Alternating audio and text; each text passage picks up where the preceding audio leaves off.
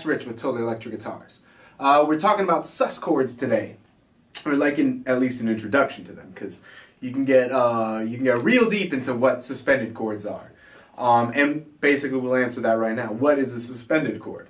Well, before we get too deep into this lesson, I want to make sure that you have seen or that you are familiar with, the basic structure of chords and major, minor chords and these sorts of things, because what happens is you need to have a bit of theory knowledge, or at least a bit of abstract understanding of how chords are built in order to fully get the most out of this lesson. But let's presume that you have that.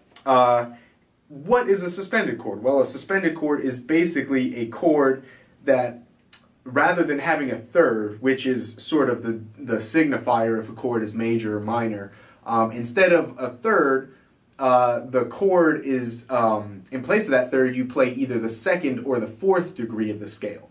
So, instead of like a C major chord being C, being C, E, G, you might have C, F, G, and you get this chord. Totally different sound than this. You get this instead of. And if you listen, the reason it's called suspended is because this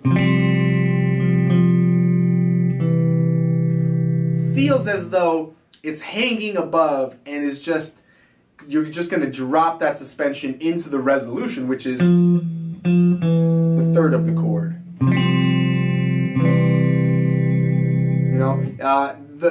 The use of suspensions in music, ranges from like a zillion. You can have an entire song without a single suspended chord, and then put like a whole bridge of just suspended chords, and it'll sound totally perfect. The Who does that a lot. They use suspended chords all the time.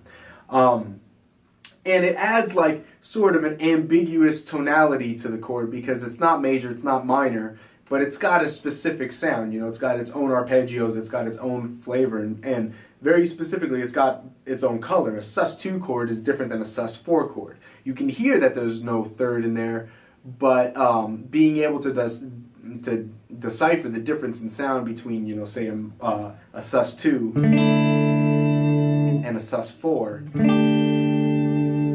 in all these different voicings I'm about to show you, that can get kind of tricky. So we're going to cover just the basics today, just how to play some sus2 chords, how to play some sus4 chords, and a lick or two to comprehend, or to sort of bring together all the little ideas I'm about to tell you.